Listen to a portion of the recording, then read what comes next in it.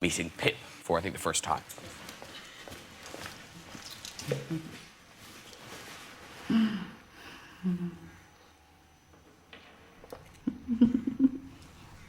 one day, my dear, and you will use it well.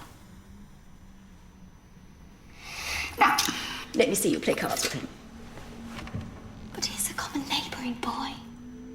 You can break his heart. What do you play, boy? Nothing but pick him a neighbour, miss. So? Big at him. Bargain. Very good. Now, we can't stop talking about your career without mentioning Harry Potter, because you were Yeah. Lots of different... You've got kind of different people come up and approach you after Harry Potter. That, I said, people, you know, they're funny because they actually get really scared. In fact, I was walking down Hampstead Street and somebody actually just screamed, you know. This really grown adult. They just like went, ah! You know, and it just like, really, really scared. And you go... And then there are young children who are scared of me. Yeah, they're just scared of me. Between that and the red, because sometimes it's quite useful. I've got a wand at home, so when Billy brings, my son, he brings kids who I don't particularly like, I just set the wand out. Or they're not being particularly good, you know, take the wand out and they suddenly, you know. At Halloween, presumably trick-or-treating, people just run away from your house screaming. That was so good! It was amazing! It's the one time we don't have to dress up and we just sort of blend in. So, you know, we'll have to make an effort, it'll be fine. But the weird thing is, in Harry Potter, you could have been working with Jack. How? Well, was it a missed opportunity? I auditioned for Harry Potter, yeah. I could get the eyes. I could have made a very good Potter. No, because I looked very like Harry Potter when I was little, and I was a massive pothead into Harry Potter. Into Harry Potter, not weird. But I loved Harry Potter, and I looked so like him. I used to get teased at school.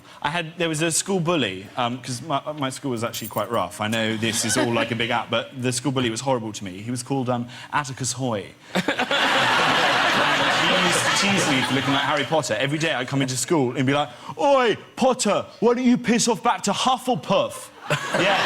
Now, HBC already sees where he's gone wrong there. One, it's Hufflepuff, and two, Harry Potter was in Gryffindor. Yeah. Expelliarmus, Atticus Hoy. Laurie,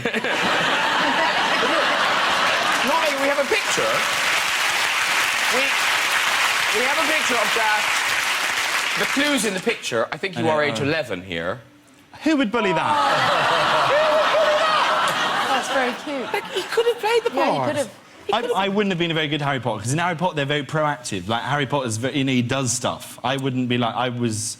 You know, if I got given the invisibility cloak, you know, Ron's like, "Oh, should we go and find the Philosopher's Stone?" No, we're going to put it on and go and try and see Hermione's Chamber of Secrets. Obviously. I have respect, though, for Daniel Radcliffe as well. I think he is amazing, and he made such a great Harry Potter. He did. And I don't think... That must have been pretty hard as well. Like, I had a story that summed up how hard it was to be the actual Harry Potter. And it was a friend of mine was at a house party that Daniel Radcliffe was at. Is this true? This is true. He told me it's amazing. I was like, oh my God, Daniel Radcliffe, Harry Potter was at the house party. That is so cool. One of the biggest movie stars in the world. Presumably people were coming up, like asking for photographs with him, girls wanting them to, you know, sign their breasts and stuff like that. Or the whole shebang. Yeah. My mate went, no, that's not what happened. About 2 o'clock in the morning, I went upstairs and 5 of Daniel's friends had locked him in a cupboard and were stood outside it chanting, "Magic your way out of that, knobhead." I don't know, I wasn't at the house party.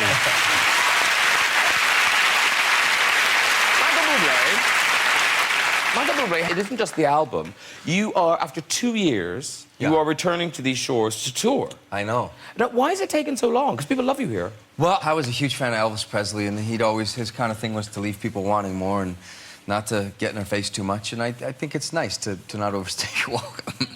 And also, I needed to put out a new record. I just got married, and my family's my priority, so I needed to get away a little bit. But also, it's paid off, because the O2 went mad. 100,000 tickets sold in less than 5 minutes. Yes. Oh, my God. Yes. I know! No, it's not that impressive. I bought 60,000 of them. And I bought the rest. And your parents must be so It's so fabulous they've kind of lived to see your success. Because there must have been times when they just thought, oh, give it up, Michael. Yeah. It's not going to happen. Yeah. How long did it take you? I was 16 when I started. No, that's when he started. Oh, When I started working, yeah. But yeah, no, it's you know, obviously it's amazing for them. They can't, it's you know, it's like the lottery. Crazy. Ooh, 40 million albums still selling. Money? Wait. Did I give them money? Yeah. Do you give them something? Do you share it? Yeah. Oh, good. Yeah. Yeah. You know what though? Now I'm, not that I regret it, but. But it's just kind of weird when you're working your ass off and every time you talk to your whole family, they're on vacation somewhere. Yeah.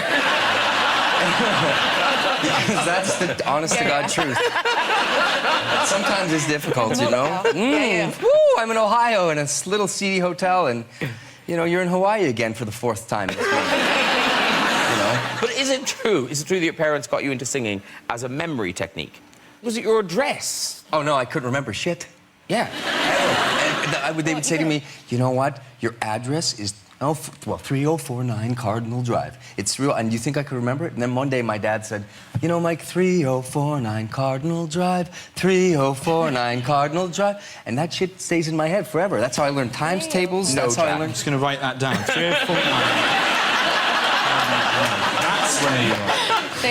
It is really true. But it's amazing to hear a beautiful voice singing something as banal as an address. Yeah. And we just thought, what else could Michael sing? So now, are there any... well, obviously there are. So, big Michael Buble fans. Any ladies close by? You look like a Michael Buble... you look like a fan of everybody, but... Are you a fan of Michael Buble? Are you? Are you? Are you embarrassed? Is that your husband? Yes. Oh, you're feeling a little jealous, sir. Yes. Do you have a modern phone? I've only got a little... No, that's fine. Yeah, but does it receive text messages? Yes. Oh, can you give me your phone? There we go. What's your name, by the way? Dawn. Dawn? This is Dawn. This is Dawn. So where are your texts in there now? My text? Texts. Oh, there we go. So if I go 2 in the inbox, yeah? Yeah. Okay. Lovely. Oh, well, here's one from Clive. Are you Clive? No, it's my sister.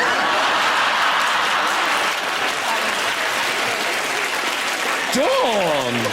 You minx!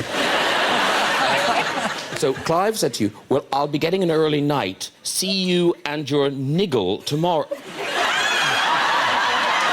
No, seriously, this is your son. Can you just be like this? And I've got a toothache. Oh, I see! Oh, right.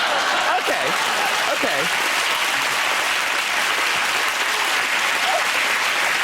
Let's see if Michael can sing this text. Now, your pianist is now at the keyboard. Alan Chang is over there. Okay. Can you read that? Okay, can you...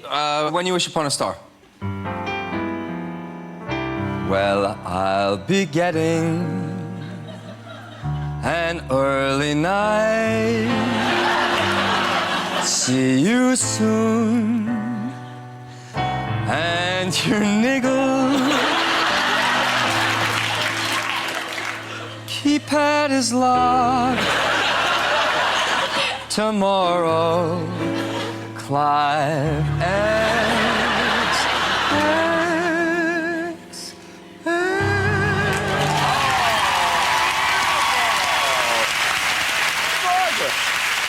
That's Dawn, there we go. That's for you, Dawn. Very good. Very good. Right. Oh, that was gorgeous. It's Thank you. amazing. You should be the new Fast. Siri. The new On the Siri. phone. On the iPad. Now, return to Jack Whitehall, because you've just finished a tour. Well, like a year ago. Oh, OK. Sorry.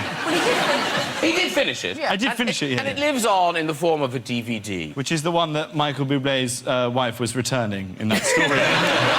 She didn't like it. So this is from a year ago? Well, at the beginning of this year, I recorded it, yes. OK, so where are you in your life in this? Have you moved out of home in this DVD? Yeah, this is about me sort of moving out of home and trying to become more mature, trying to become an adult, a grown-up human being, and sort of failing in that respect. How old are you now? Yes, I was going to ask 24. you. 24 years of age. I have ID to prove it. But I talk a bit about relationships as well, because I've had a couple of failed relationships now, which have sort of made me learn things. I had a relationship with a girl who split up with me because she said that I was too immature, which is a gay thing to say.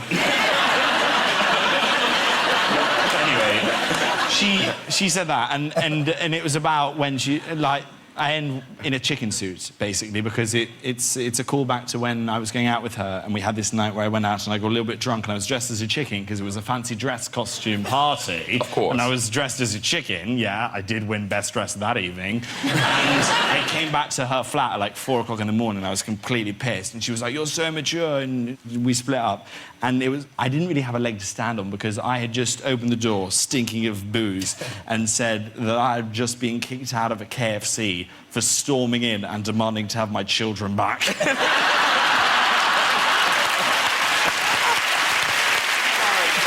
go down well. Now, obviously, clearly, you're posh, Jack. You're posh. But your audience is quite posh as well, isn't it? Quite. Yeah. I heard the poshest heckle I've ever heard at any show, at my show. I was doing a story about Hugh Fearnley-Whittingstall, the TV chef. Yeah. And I can't even remember what the story was, but basically in the story I said, and then Hugh Fearnley-Whittingstall went over and switched on his Arga, and a man at the back of the room with such rage stood up and he went, "You can't switch on an Arga, that is the point!" You buffoon! That's my fan base. But, Helena, your fans are rather... They send you things. They do send me things. I'm absolutely crap at answering fan mail. You brought in a piece that... I did bring in a piece. That somebody this sent is the you. only thing that I've read in the last week. I apologise to anybody who sent me something, but I did... This is there's built also up sort of thing- beautifully, that is It's very made. nicely done. Yeah. It's beautiful that a fan has made this, and it's called 25 Things Helena Bonham Carter Has Taught Me. And it's things like, you know, the best outfits don't have to match. Very nice. To believe in yourself. Different is good. Always be true to yourself. Follow your heart and don't You see, judge that's others. good. That's good. I was beginning to think, like, oh, I'm doing a service. I'm making people feel better. That's nice. Yeah, Until you- number 17. And then get down to number Yeah. 17. What Helena Bonham Carter has taught me, that it's OK to have short, thick legs.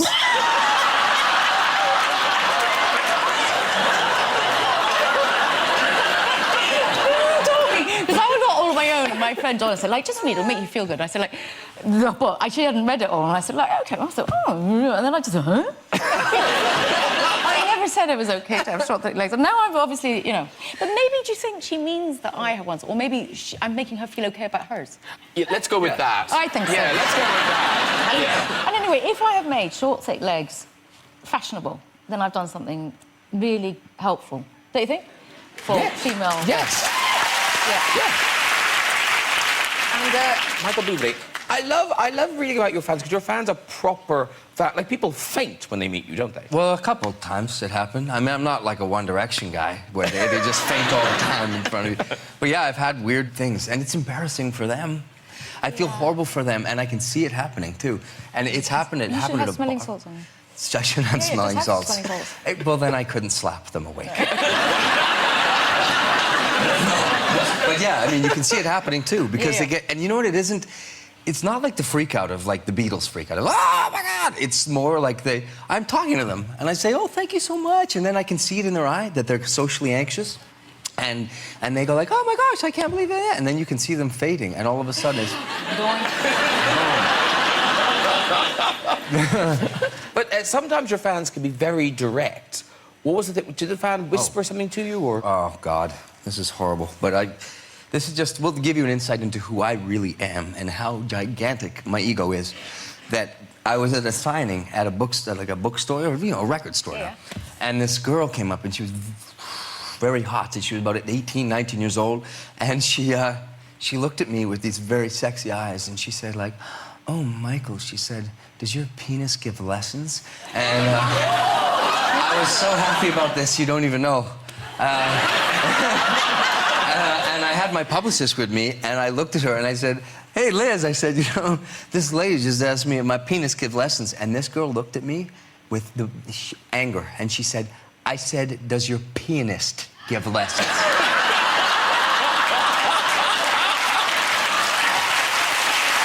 I don't hear what I want to hear. Oh, God. So it really does give you insight, so just be careful what you say to me. I'm just thinking about being in that class. Michael